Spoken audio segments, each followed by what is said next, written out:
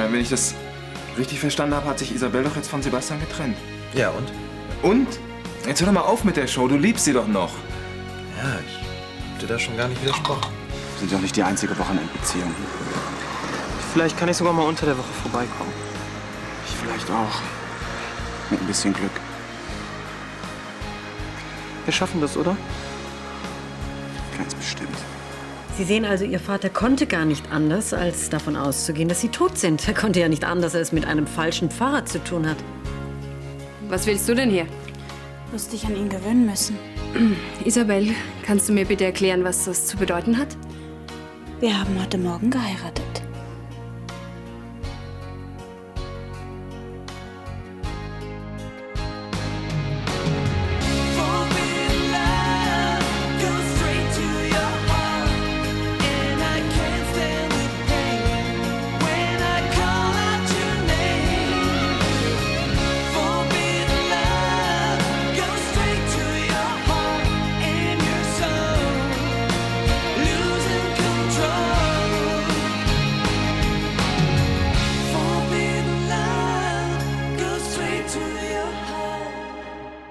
Das ist jetzt nicht dein Ernst, Isabel.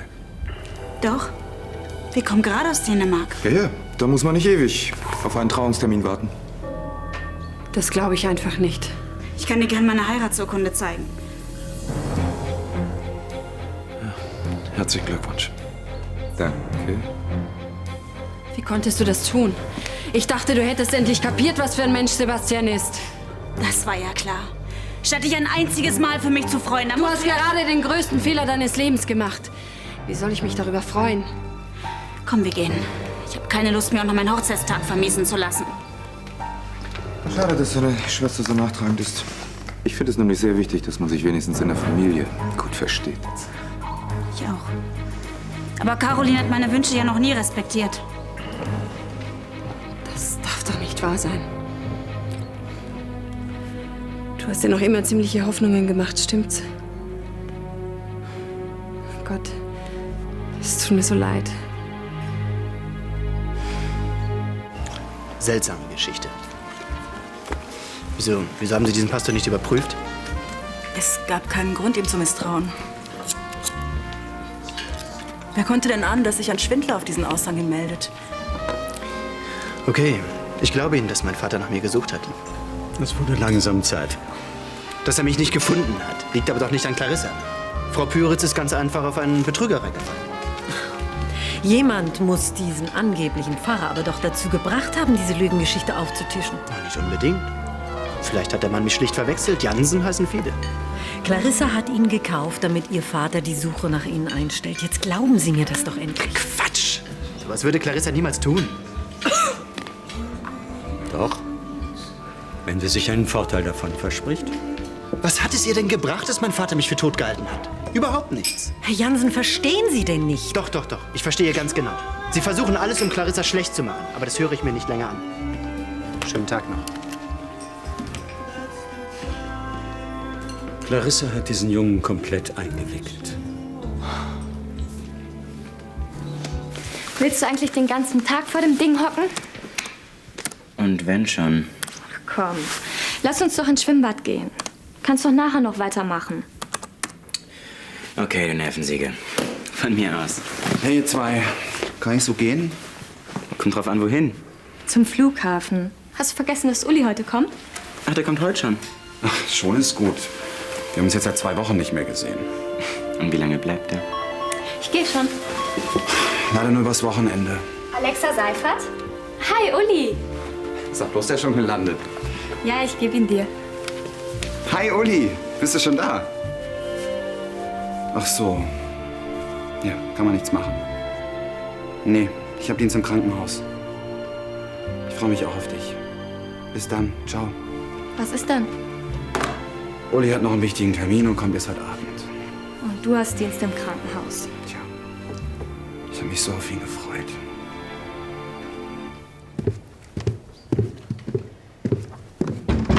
Bist du denn völlig verrückt geworden?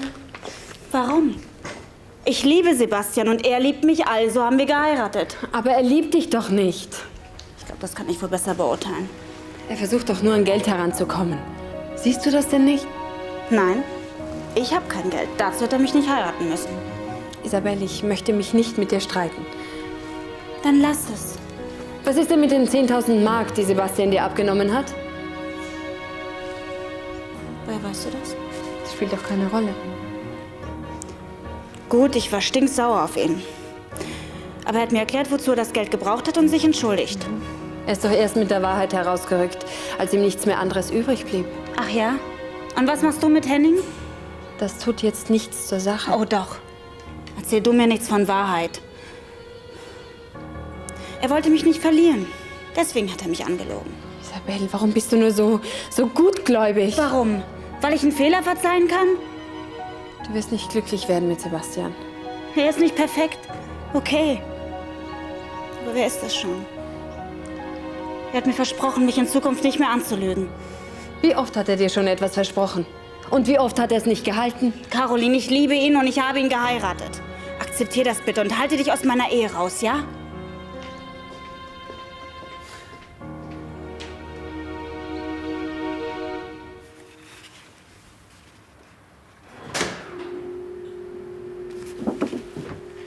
Hallo. Hallo. Ich bin gleich fertig. Mach dir doch schon mal was zu trinken. Ja.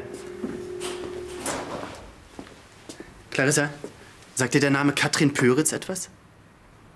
Das ist doch eine Angestellte von Sander und Partner, oder? Mhm. Sie war die persönliche Assistentin meines Vaters. Stimmt, ich erinnere mich. Was ist mit ihr? Charlie Schneider hat sie mir eben vorgestellt. Sie sollte bezeugen, dass mein Vater nach mir gesucht hat. Frau Pöritz, was hat die denn damit zu tun? Sie hat wohl in Peters Auftrag recherchiert. Bei Einwohnermeldeämtern, Kirchen und so weiter. Ah ja? Ja, und irgendein Pfarrer, der eigentlich gar keiner ist, hat dann behauptet, dass ich schon lange tot sei. Was? Es ist ziemlich verworren. Dieser Pseudo-Pfarrer muss mich verwechselt haben oder irgendjemand hat sich einen Scherz erlaubt. Aber Peter hat geglaubt, dass du tot bist. Mhm. Er hat die Suchaktion abgeblasen und war vollkommen am Ende, behauptet zumindest diese Püritz. Dann haben wir deinem Vater wohl beide Unrecht getan. Du hast ihm doch etwas bedeutet.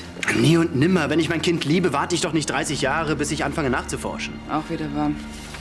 Hat diese Püritz denn sonst noch was erzählt? Ach, nur rührseliges Zeug. Den Knüller hat Frau Schneider gebracht. Sie hat tatsächlich behauptet, du hättest diesen falschen Pfarrer engagiert, damit Peter die Suche abbricht. Ich? Das ist ja... Das hast du doch hoffentlich nicht geglaubt. Ich bitte dich. Frau Schneider geht mir total auf die Nerven. Ich möchte endlich Peter vergessen und diese Geschichte nicht ständig wieder durchkauen. Hoffentlich gibt sie bald Ruhe. Ja, das hoffe ich auch. Ich kann dich wirklich nicht überreden. Okay, kann man nichts machen. Trotzdem danke. Ciao. Wieder nichts? Meine Kollegen haben alle was Besseres zu tun, als den Dienst für mich zu übernehmen. Ach komm, ist doch egal, ob du Uli heute Abend oder erst morgen früh siehst, hm? Hauptsache, er kommt überhaupt. Ach, mir geht die Fernbeziehung jetzt schon auf den Keks. Wenn ich überlege, dass es noch 1,5 Monate so weitergeht. Jetzt stell dich nicht so an. Sei froh, dass Uli so einen tollen Job hat. Ja, ich freue mich ja auch. Er fehlt mir einfach. Ein paar Wochen wirst du schon noch durchhalten. Ja, gerade so. Aber keinen Tag länger. Und wenn du dich mal ganz einsam fühlst, dann kommst du zu mir und holst dir ein paar Streicheleinheiten ab, hm? Du Spinner. Gabriella wird sich bedanken. Marc, Lass mich bitte in Frieden, ja? bitte, Marc. Ich weiß, meine Hochzeit kam etwas überraschend für dich. Hast du gerade gesagt, etwas überraschend? Das finde ich so ein ganz kleines bisschen untertrieben, Isabel. Was soll ich denn machen? Ich liebe Sebastian nun mal. Ja, und ich habe Angst, dass du diese Entscheidung irgendwann bereuen wirst. Aber wir bleiben doch Freunde, oder? Nein! Warum denn nicht? Oh, Isabel! Ich weiß, du kannst Sebastian nicht leiden, aber deswegen können wir uns doch wenigstens ab und zu mal treffen. Und warum? Damit ich mir euer Eheglück mit ansehen kann? Das möchte ich nicht. Aber wir haben uns doch immer so gut verstanden. Ja, das haben wir. Aber das wird nicht mehr funktionieren.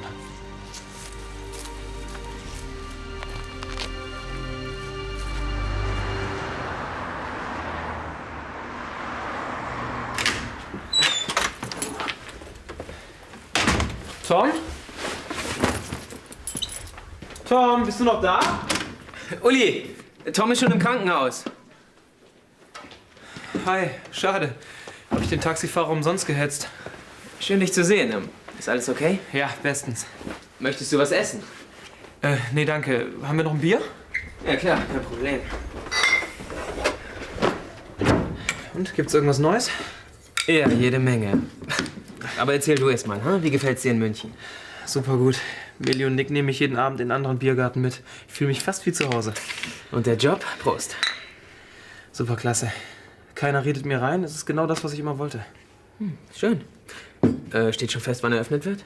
Wenn es weiter so gut läuft, in 2 Wochen. Dann bist du ja früher wieder hier als geplant. Naja, mal sehen. Wie jetzt? Ich dachte, du solltest die Sache da nur anschieben. Ja, so war das ursprünglich gedacht, aber... Moment. Das klingt ja so, als hättest du vor, für immer in München zu bleiben. Tut mir leid, Angelo, dass aus Ihrem Urlaub jetzt nichts geworden ist. Naja, was soll's. In Italien sind eh noch so viele Touristen. Schön. Ich hätte auch nicht gewusst, wie ich den Umzug ohne Sie bewerkstelligt hätte. Ja, aber das geht alles so wahnsinnig schnell auf einmal. Naja, man bekommt nicht jeden Tag so eine Chance. Hier hätten wir demnächst sowieso renovieren müssen. Die neue Location ist viel attraktiver. In einer Top-Lage, ich weiß. Angela? Schatz. Hallo, Arne. Du, ich hatte einfach keine Lust, Büchsen aufzumachen. Hast du einen Tisch für mich? Ja, für dich doch immer. Ist deine Frau denn immer noch in Hannover? Ja, ihre Schwester ist immer noch krank, leider. Elisabeth fehlt dir sehr, hm? Ich kann dir gar nicht sagen, wie. Werde dich ein wenig trösten, du Strohwitwe. Charlie Schneider, was hast du vor? Möchtest du ein Aperitif? Einen Sherry, wenn's recht ist. Frau Schneider, Herr Brandner. Folgendes. Es war sehr freundlich von Ihnen, dass Sie Frau Püritz und mich zusammengebracht haben. Demnach war ich meinem Vater also doch nicht ganz gleichgültig. Doch nicht ganz gleichgültig trifft es nun überhaupt nicht. Egal, ich möchte Sie dennoch bitten, mich nicht weiter mit diesem Thema zu behelligen. Dann ist Ihnen wirklich nicht zu helfen.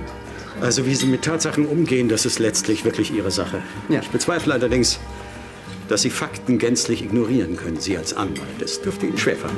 Was wollen Sie? Mein Vater ist abgehauen. Ich kann das alles nicht mehr überprüfen. Dann suchen Sie ihn doch. Es wäre ein leichtes, ihn aufzustöbern. Er hat doch eine Agentur, nicht wahr? Da wird es Mitarbeiter geben, die Sie fragen können.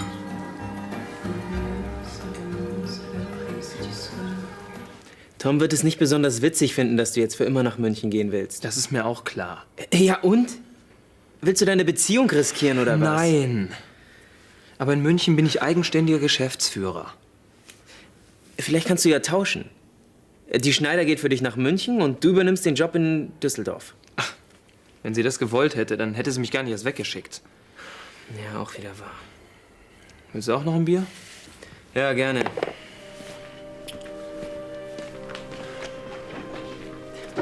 Also Tom dreht durch, wenn du ihm das sagst. Meinst du wirklich? Jetzt tu doch nicht so. Du weißt genau, wie sehr er an dir hängt. Er hält es kaum aus, dass ihr euch nur noch am Wochenende seht. Ich habe auch die ganze letzte Woche drüber nachgedacht, wie ich ihm das klar machen könnte. Ja. Und was hast du geplant?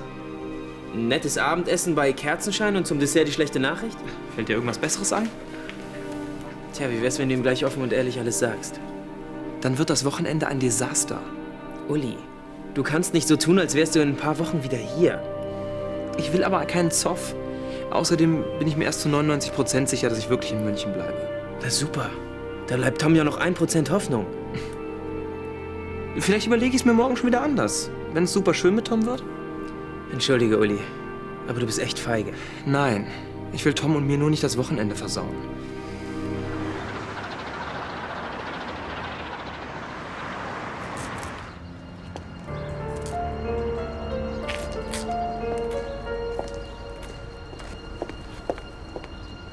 Was machen Sie denn hier?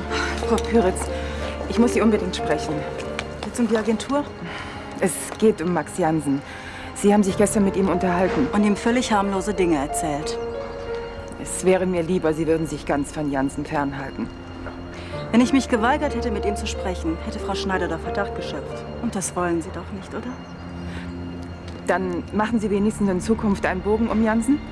Für mich ist das Gespräch beendet. Ich habe ihm nichts erzählt. So bitte, ich muss jetzt ins Büro. Dann kann ich mich darauf verlassen, dass Sie den Mund halten. Sie wissen, ich kann sehr großzügig sein. Oh, ich kenne Ihre Großzügigkeit. Vielen Dank. Ich kann eine Menge für Sie tun. Ich kenne in Düsseldorf Gott und die Welt. Sehen Sie den Tatsachen doch einfach mal ins Auge. Sie sind in der ganzen Stadt unten durch. Was denn noch?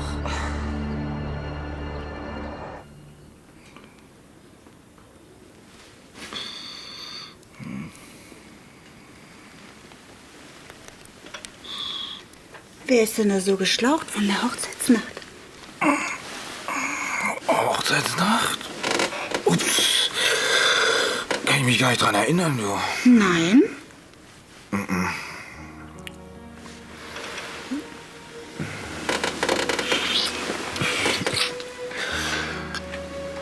Und jetzt? Langsam dämmert's mir. Gott, Isabel. Wenn mir einer vor 3 Monaten gesagt hätte, dass du mich einmal heiraten würdest.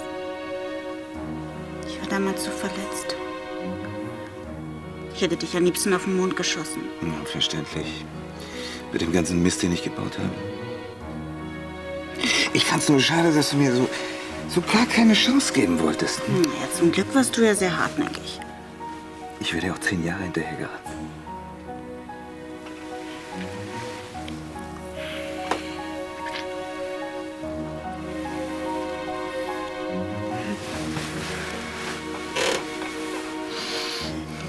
Ich kann es noch gar nicht richtig glauben. Isabel, ich liebe dich. Ich dich auch. Über alles.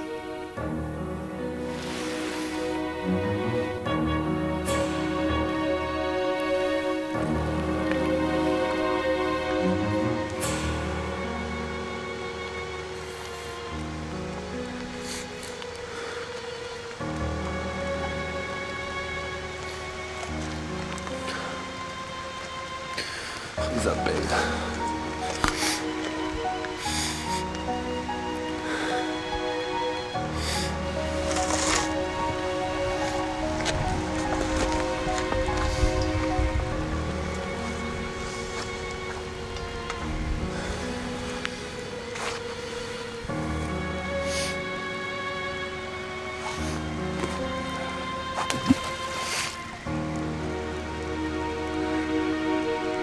Frau Püritz, bitte, begreifen Sie denn nicht? Es ist einfach besser für Max, wenn er mit bestimmten Dingen nicht konfrontiert wird. Besser für Max? Es geht Ihnen doch immer nur um Sie. Ich will hier nicht meine Haut retten. Was denn sonst? Ich möchte Max einfach eine Enttäuschung ersparen, weil ich viel für ihn empfinde. Wo ist der Haken? Es gibt keinen Haken. Ich möchte einfach einen Menschen, den ich liebe, vor unnötigem Schaden bewahren. Sie haben Schiss, dass er Ihnen den Laufpass gibt. Begreifen Sie denn nicht, ich liebe diesen Mann.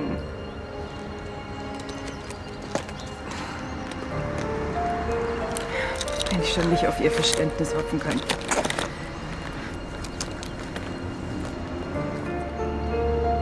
Wie viel kostet Ihr Schweigen? 100.000. Sie scheinen wirklich sehr an ihm zu hängen. Hier. Ich werde mich nicht mehr mit Herrn Jansen treffen. Sie können sich darauf verlassen. Gut. Danke.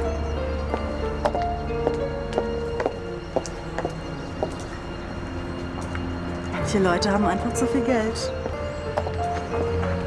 Was war hier eben los?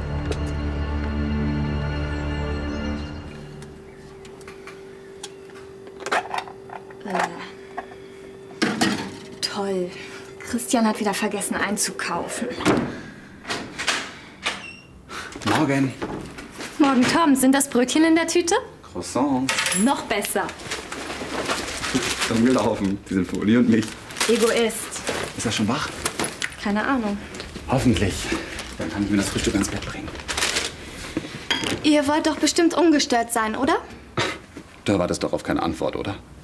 Ja, du willst doch nicht, dass ich vor Hunger ins Koma falle und ins Schlafzimmer getaumelt komme.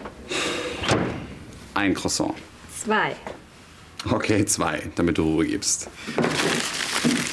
Wie war dein Nachtdienst? Geht so. Ich habe die ganze Zeit nur an Uli gedacht. Im neuen Bistro könnten wir gleich mal wieder eine vegetarische Woche machen. Besser nicht. Da wird's immer so voll. Und zu zweit schaffen wir das nie. Ach, das stimmt. Uli fehlt an allen Ecken und Enden. Allerdings. Also wann kommen jetzt noch mal die Möbelpacker? Heute Nachmittag um 4. Das habe ich Ihnen aber schon 3-mal gesagt, ne? Entschuldigen Sie bitte? Ja, bitte? Ich hätte gern ein Dutzend Lachshäppchen zum Mitnehmen. Sofort. Charlie, du siehst aber gar nicht gut aus. Ja, die Farbe hat dir noch nie gestanden. Habe ich dich um deine Meinung gefragt? Es wäre doch nicht gleich pampig. Du hast für schlechte Laune. Kein Wunder, wo deine niedliche kleine Intrige gegen mich so schief gegangen ist. Fühl dich mal nicht zu sicher. Max glaubt dir kein Wort. Und so wird es auch bleiben. Herr Jansen, tut mir leid. Du bist wirklich das Schlimmste, was ihm passieren konnte. Irrtum. Max liebt mich und ist sehr glücklich mit mir. 24 Mark, bitte. Stimmt so. Oh, vielen Dank. Bis bald, Charlie.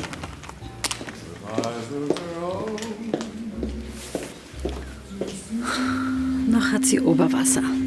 Wenn sie nicht demnächst darin ertrinkt. Guten Morgen.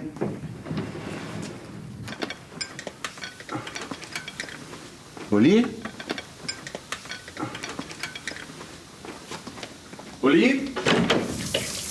Hey, kannst du nicht anklopfen? Entschuldige, ich dachte, es wäre Uli. Siehst du ihn irgendwo? Komm, Christian, jetzt richtig ab, ja?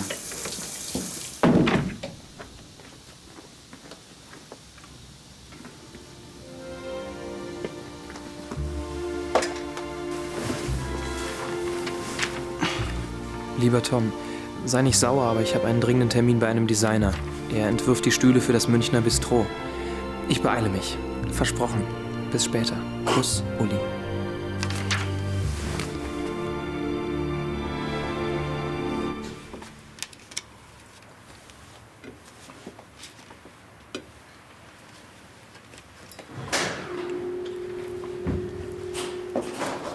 Hallo, mein Schatz, möchtest du auch ein Gläschen Champagner? Kein Bedarf. Was ist denn los? Warum hast du mir das angetan? Was meinst du? Du bist schuld daran, dass mich mein Vater nicht gefunden hat. Und du hast alles getan, damit ich ihn hasse. Das verzeih ich dir nie. Wo hast du denn den Unsinn? Von Charlie? 100.000, eine Menge Geld. Aber Frau Püritz hat trotzdem ausgepackt.